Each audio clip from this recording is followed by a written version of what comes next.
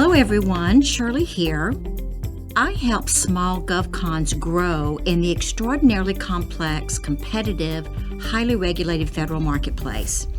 It's very hard to do, but the reason small businesses put in the capital and the effort is that the contracts are large and spread out over multiple years. The proverbial pot of gold at the end of the rainbow, right? Well, suppose you're smart and are lucky, and you win one or more large contracts and must now deliver. Your wildest dreams have come through. Or is it your worst nightmare? That's what we're talking about today. How do you prepare for and manage rapid growth? What is the right amount of growth? And how do you sustain profitable growth and create market value? To help me answer these and other questions, I reached out to Larry Moss, founder and CEO of Azimuth Consulting, which specializes in leadership development and coaching. Welcome, Larry. Thank you, Shirley. It's a pleasure to be here. It's a pleasure to have you. Please tell our audience a little about yourself and Azimuth Consulting. Sure. I started Azimuth Consulting in 2019 with a vision to transform leaders, teams, and organizations from normal to a new future reality through customized leadership development and coaching programs. I'm an Army veteran and retired federal senior civilian with over 30 years combined service. I'm passionate about developing leaders who will in turn develop a solid legacy of leadership. I believe everything rises and falls on leadership, and I love what I do. Thank you, Larry. I love what you do too. And I love our topic today because so many small business owners can't imagine that they will not be able to manage rapid growth. So let's start with, what is the problem with rapid growth? Well, as the business grows, the founders eventually transition to a leadership role, delegating most of the operational decisions and functions to someone else. However, growing too quickly could make you lose your focus on essential functions and take on too many tasks, delivering below par outcomes that lead to frustration within your company and disappointment for your clients. The problem escalates when internal business systems and procedures are mishandled due to everyone being overworked. Inadequate control over budgeting, inventory management, marketing, and sales programs could derail your success as a business. Why does that happen, Larry? Well, when your business starts growing quickly, you'll be forced to improvise to manage increased demand. When business buildup happens too fast and too soon, you won't be able to adhere to your perfect business plan where your operational processes flow smoothly. You may be pressured to hire more people sooner than you anticipated, and you may not be skilled in choosing the right people, or you may not have the time to redesign your workflow to accomplish the increased demand. While higher demand should lead to higher success, this may not happen if rapid growth results in problems such as new employees are poorly trained, you outgrow your existing office space, or you run into cash flow problems, etc. Leaders must plan for every possible contingency. Often, leaders focus their plan on managing what could go wrong, but it's just as important to plan on what if everything goes right. And I see this often. It's hard enough to manage a business at the size it is now, or some owners think that growth is just more of the same, but it's not. I coach my clients on the business development side of the house that there are different issues that need to be addressed when you grow from 2 million to 10 million, 10 million to 30 million, and then above 30 million because of the procurement structure in the federal marketplace, state and federal regulations that kick in at different phases, and the need to add more discipline and structure to your organization as you grow.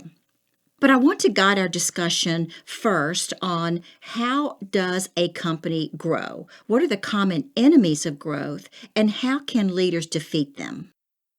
When it comes to growth, there's good news and bad news. The good news is that the companies can, and often do, grow rapidly in the GovCon sector.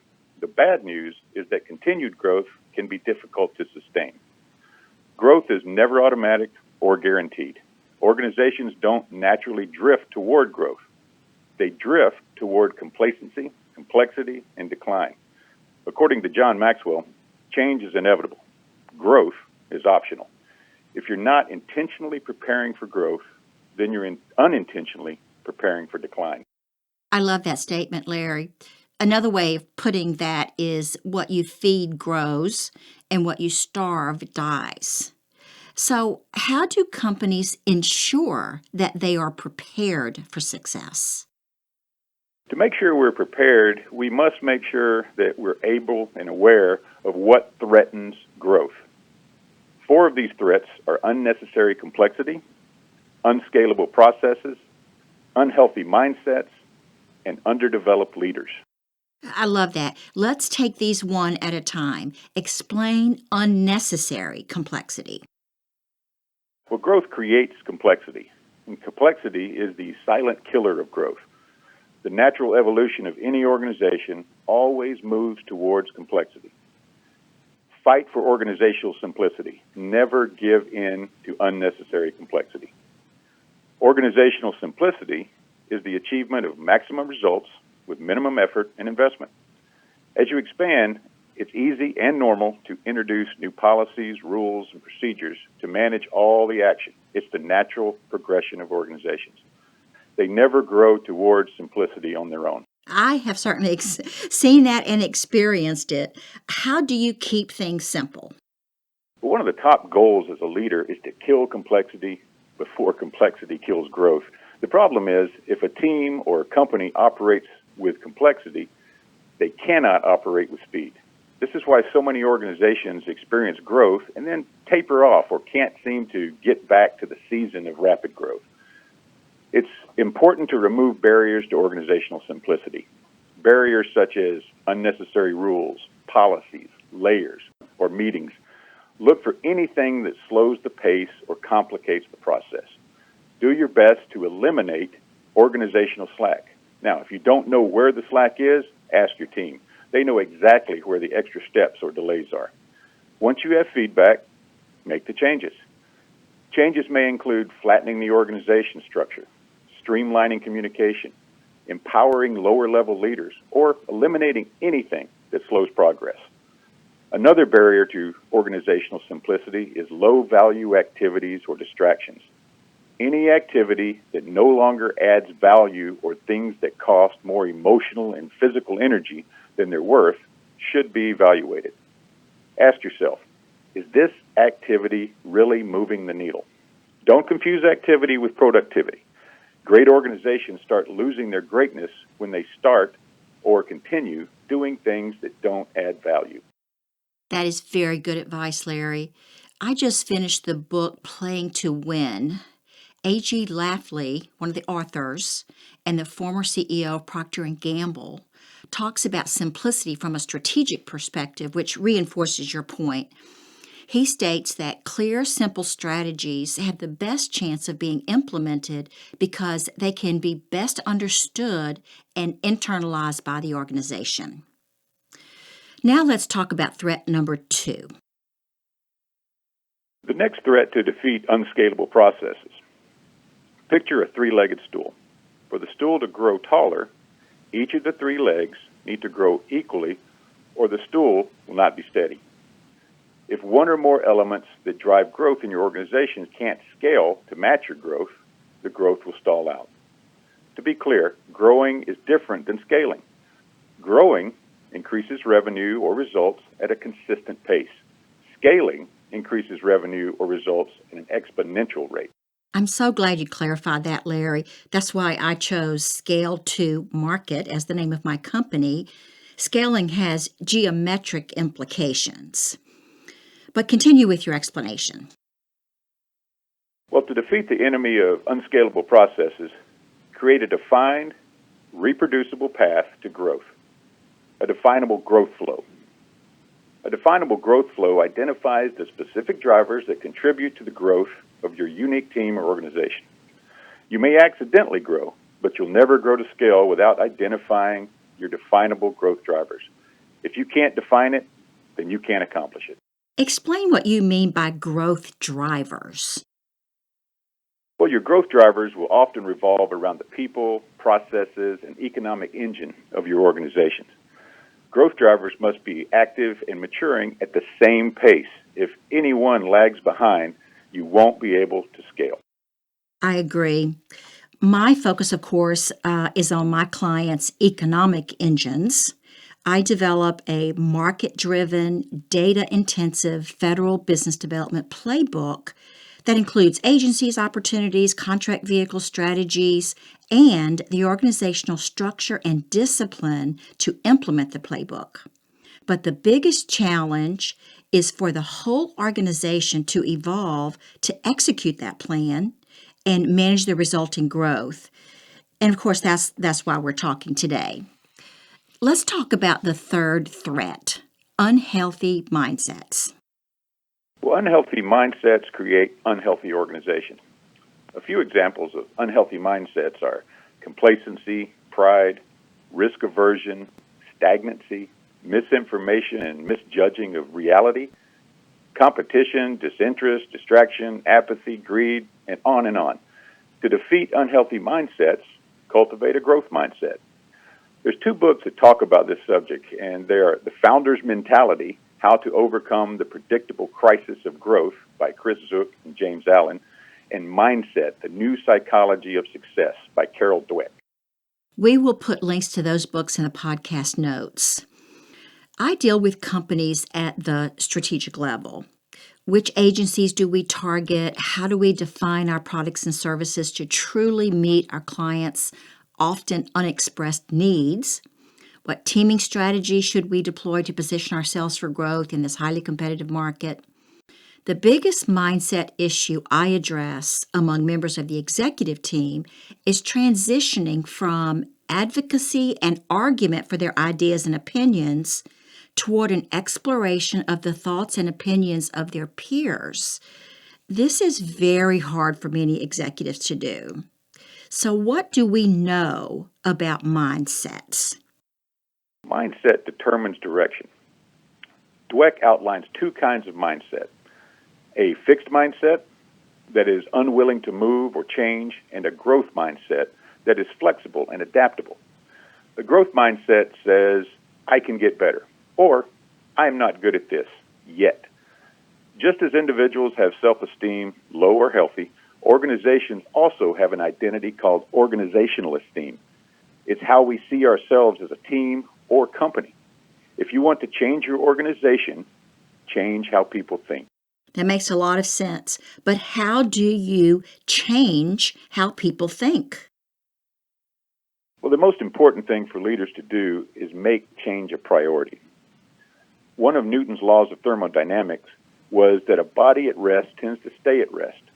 Slowing down, stopping, and staying at rest doesn't require effort at all. It happens naturally. Many change efforts are not successful because they become one of 100 priorities. To make change efforts successful, you need to clear away the competing priorities and shine a spotlight on this one change effort. Leaders who do this well have a daily focus on the change effort, track its progress carefully, and encourage others. Another important area is creating a culture of trust. People are likely to change the way they think if they don't trust the leaders that are encouraging them to do so. Trust is the very foundation of all relationships in business and in life. If your people see you as trustworthy, they will believe in you and your vision. I agree. And trust is created through integrity, honesty, and fairness. And the final threat you mentioned is having underdeveloped leaders.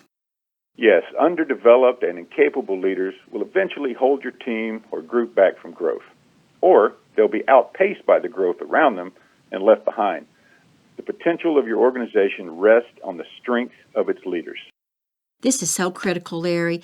I want to explore this threat a little more. If founders desire to scale their organizations, they must be able to delegate to a competent executive team. I love Noam Wasserman's book, The Founder's Dilemma, which dives into the king or rich paradigm. It describes the decisions founders must make if they want to grow their businesses.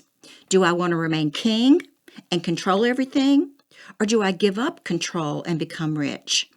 And although 80% of founders say they want to be rich, in actuality, only 20% take the actions to develop leaders and delegate authority.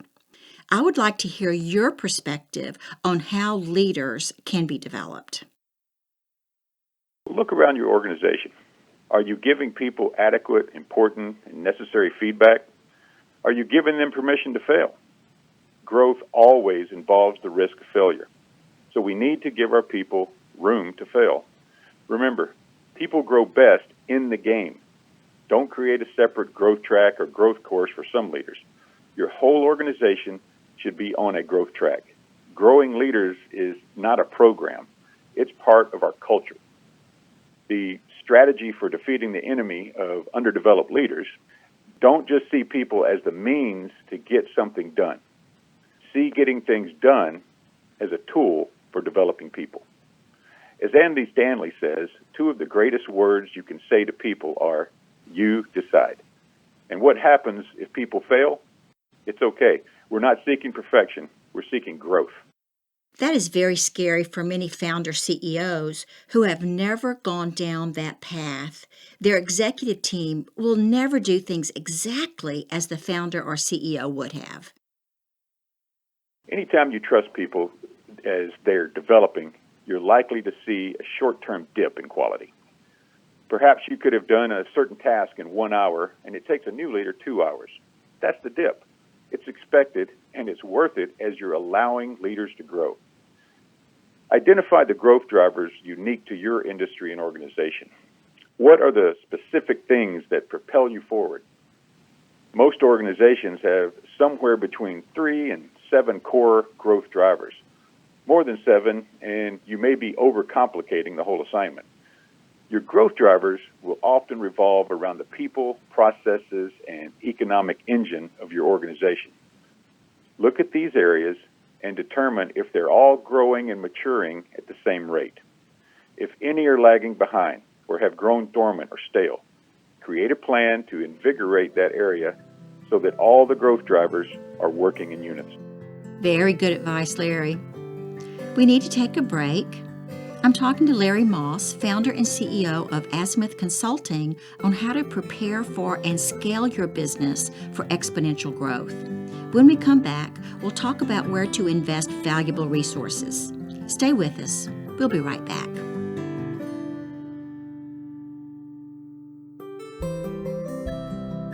This Growth Masters Federal presentation is hosted by Shirley Collier, President and founder of Scale to Market.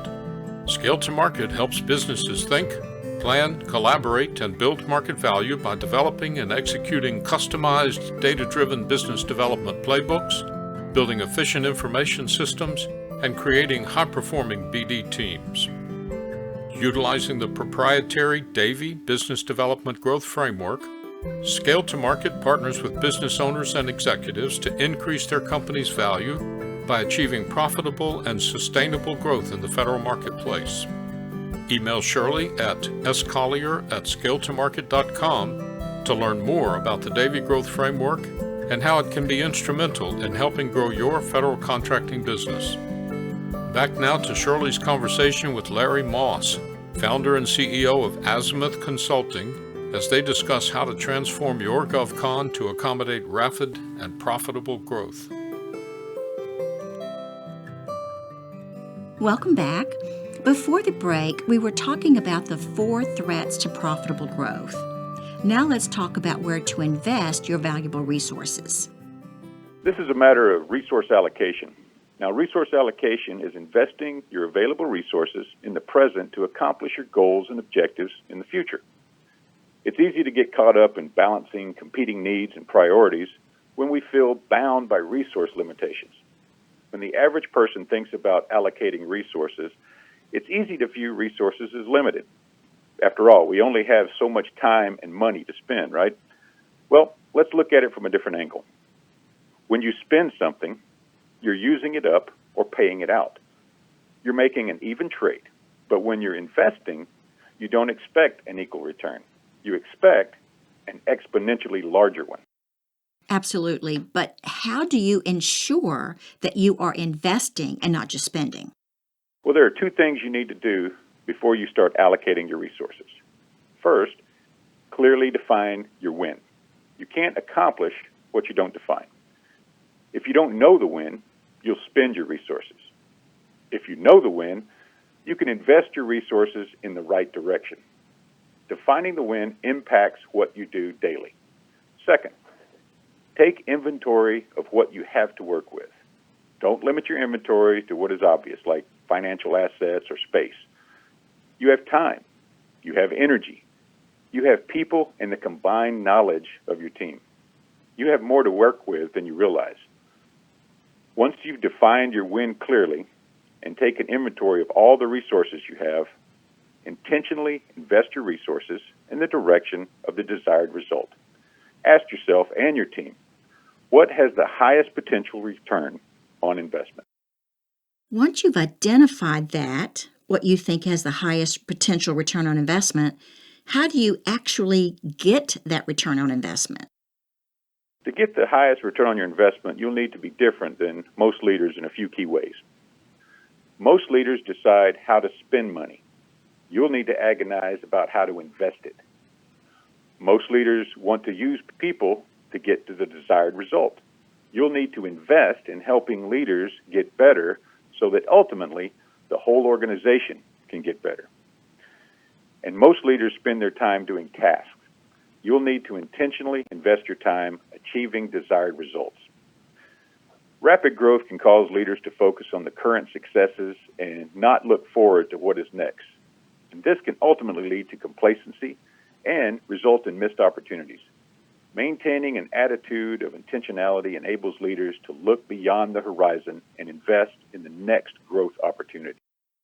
And Larry, what is the most important investment in your opinion? The most important investment is your people. No company can succeed without its people. I agree. But how do you make sure you are hiring and retaining the right talent? Well, rapid growth creates immediate needs, a need for personnel and resources. And it's easy to get overwhelmed and feel pressured to put people in seats instead of making sure that you have the right person in the appropriate seat. Jim Collins talks about getting the right people on the bus or your company in his book, Good to Great. This requires forethought on the part of leadership. It requires that your values be an integral part of your vision and mission for your company. It is all part of building a strong organizational culture, creating an organizational culture that will attract and retain the best people while ensuring you provide the best service possible for your clients and customers. To overcome the challenge of hiring the right people, organizations need to be better at hiring for cultural fit. Culture fit is about seeking out those who have a positive attitude and core values that align with your organization's core values. The basis of culture-driven recruiting is hiring on aptitude and attitude first. Larry, how do you define organizational culture? Well, organizational culture is the collection of beliefs, values, and methods of interaction that create the environment of an organization. Every organization has a culture, whether company leadership builds and maintains it purposefully or allows it to grow on its own. An organization's culture defines how individuals work and function, making it a crucial element of a company's success. The culture in an organization governs many things, from how it makes decisions to how employees interact. The culture is what retains the talent. And as you mentioned, it is what attracts talent. Let's end our discussion by revisiting the growth mindset, but this time of leaders already experiencing exponential success. Well, it can be tempting to sit back and ride the wave of success. The problem is that the wave will eventually subside and break on the shore. As Marshall Goldsmith says in his book of the same title, what got you here won't get you there. The very phrase presumes that you've already arrived someplace, good at your job, role, position, but you want to grow better, even smooth out your rough edges. This concept is the same with any business, regardless of the market sector. Now, I'm not talking about processes and systems that you have in place, but the focus of your leadership. So to answer the question, leaders have a growth mindset. I have seen small GovCons win one large contract and either fail to execute successfully on it or they don't win additional contracts afterwards. What is your advice to prevent this? The leader must continue to grow if the company is going to grow. Goldsmith knows that who we are as human beings, especially as leaders, must evolve and change over time. It's easy to believe that if you simply keep doing what you have been doing, you will continue to grow. The problem with this is that the environment is changing, so you must change with it. It's important that leaders continue to look for new opportunities that a changing environment may present. A growth mindset is always focused on what could be, not what is, even if that what is success. As we conclude our discussion, I would like to summarize our key points in the context of small GovCon CEOs. Growth requires intentional action. Whereas I focus on the strategic business development thinking and actions organizations must take to position themselves to win profitable federal contracts, leaders in the company must execute. CEOs must develop and delegate authority to others in their companies to take their businesses to the next level. Larry discussed threats to growth, mindsets, and the organizational culture that fosters both individual and company growth. In my experience, GovCon CEOs who think and act strategically and build leaders in their companies are the ones who experience exponential, profitable growth in the highly regulated, competitive, but opportunity-rich federal marketplace. Thank you so much for sharing your insights with our audience today, Larry. Thanks for having me, Shirley. It's been great. Folks, if you would like to get in touch with Larry, he can be reached at larry@azimuthconsultingllc.com, or you can reach out to us here at Skelton Market, and we'll make sure you're connected. This is Shirley Collier, President of Skelton Market and host of the Growth Masters Federal Podcast, signing off for now.